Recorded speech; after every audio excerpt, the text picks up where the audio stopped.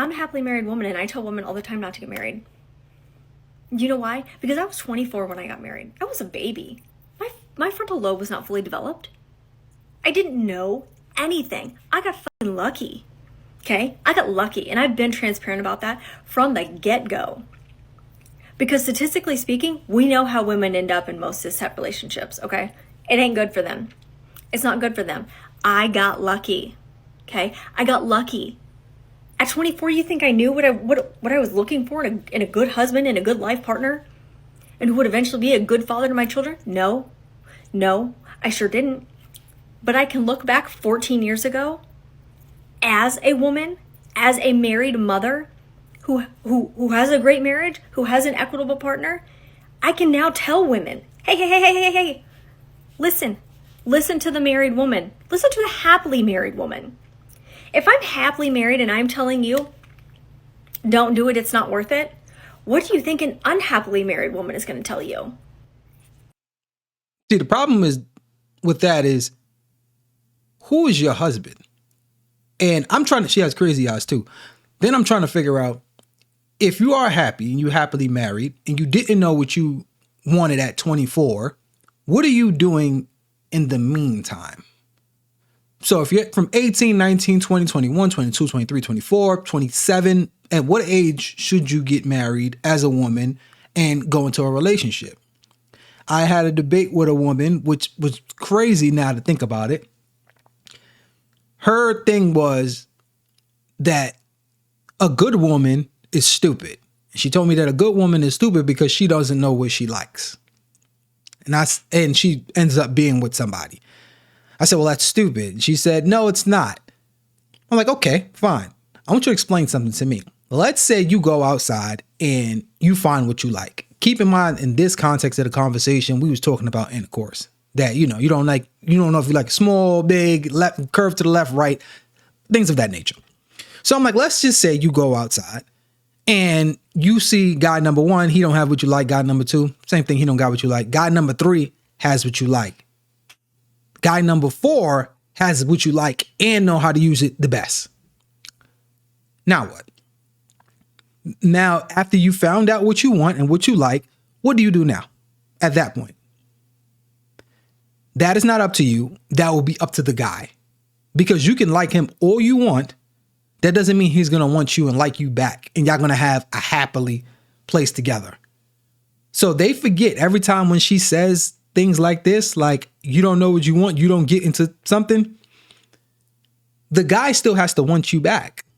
And the guy, that good guy, is going to want something in return. The way they frame it is that the guy is not getting anything in return. It's really just what she wants. So when you hit pause and say, I don't know what I like, I shouldn't marry somebody, then you should also hit pause and say, hey, I don't know what I like, I shouldn't date because I don't even know what I'm looking for. And I'm going to end up in a situation with people or a person that I don't need in my life.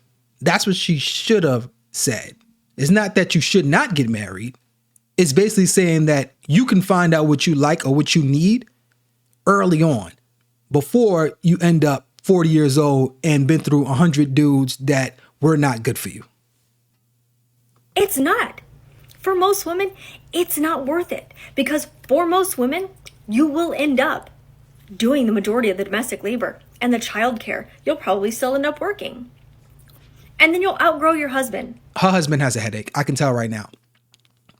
A woman doing childcare only lasts a certain amount of time. So ladies, when y'all say that, oh, I'm doing the housework and I'm doing childcare. Okay, housework is basically geared to the person that is home more. If the man is home more and you go out to work and he lays on the couch, that's something that you chose.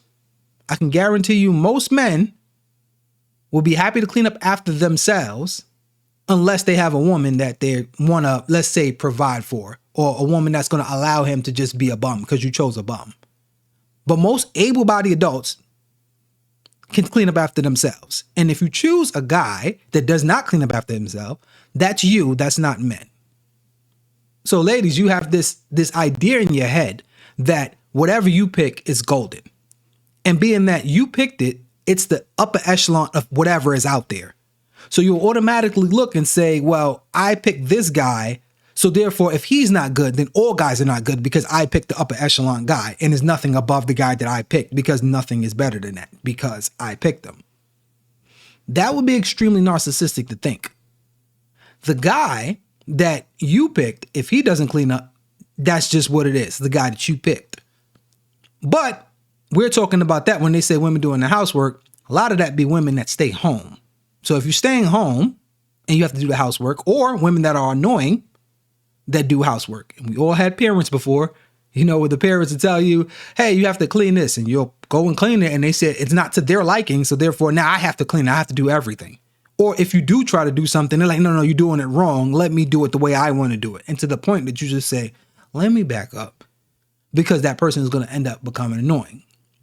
That happens a lot when you're growing up and you start, your mother or whomever you grew up with. That's what will prevent certain men in certain circumstances to just back off and allow them to have that. Same thing as child rearing. A father would try to be a parent. You've seen this so many times where you see a couple that have a child and the father tries to be a parent and she always criticizes everything that he does.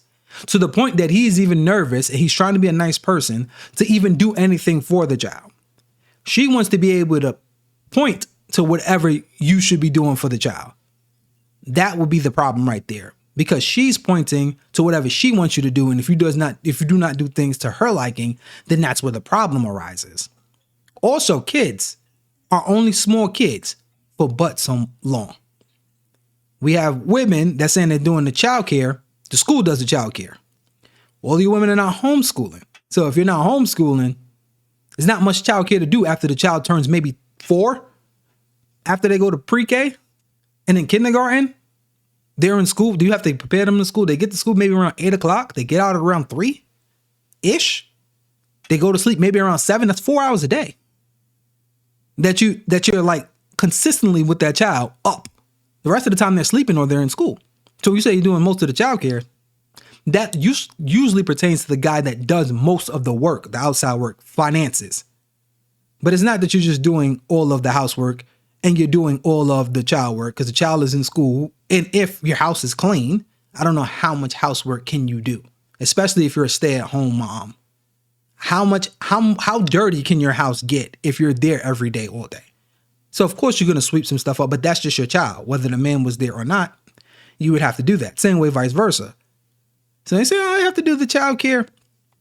Yeah, for a couple of years that you would have to do the child care under your guides because you don't want him to touch anything.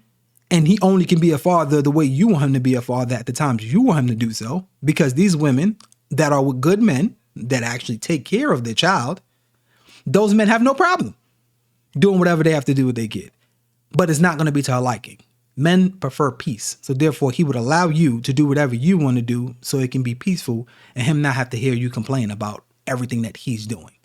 Especially when the child is only a child for but a couple of years. The school system have them after that. Everybody's not homeschooling. And to say that's a burden for women, I think that is insane to say, as if men are not getting the shit end of the stick when it comes to these kind of relationships. Everything falls back on a woman. Is insane. Her mindset. I'll pray for her husband. I would love to see this guy. That is the unfortunate truth of it. You want to sit here and tell women that they can't share this information to other women because they're married? Shut the fuck up. Shut up, dude. Okay? She shared the information to say that you should not get married. She's not sharing the information to say you should get married. Here's what you should look for in a husband. That's what's the problem. And to say that you should not get married, what's the alternative? That's the question that I would have for her, which I hope she answers. You have to have an alternative. If you don't have an alternative of what does this woman do in her meantime while she's not married to anyone, and if she do find a decent guy, I would assume if you're sleeping with him over a period of time, he's decent. I would hope so. And if he's not, then the problem is not the marriage. You want to listen to a single person? This is the same thing. Like if I was single and telling women this, you would tell me I was bitter and single and lonely. I'm not.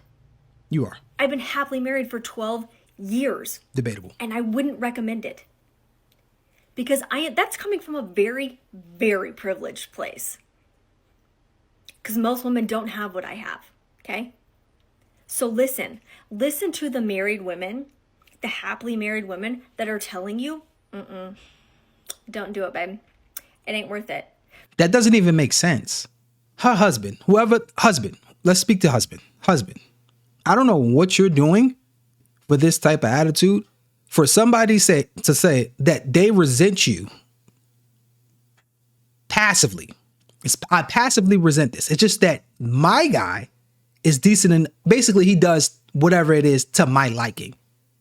But it's not perfect. It can't be perfect. You're not super happily married. You're content in your relationship. That's exactly what it is. Like, it's not bad. That's what she's trying to say. It's not bad. It's not terrible. It's decent. That's what she's saying. Because to say that you should not get married, I'm trying to figure out what are these things that these guys that the other women should not get married to, what are they not doing that your husband is doing? That would be important to relate to these women so we know exactly why they shouldn't get married and why you're staying married. Because if those other men can replicate whatever your husband is doing, then should they get married then? I still think her answer would say no. Because your chances are you're not going to get lucky like me. That's just, it is what it is.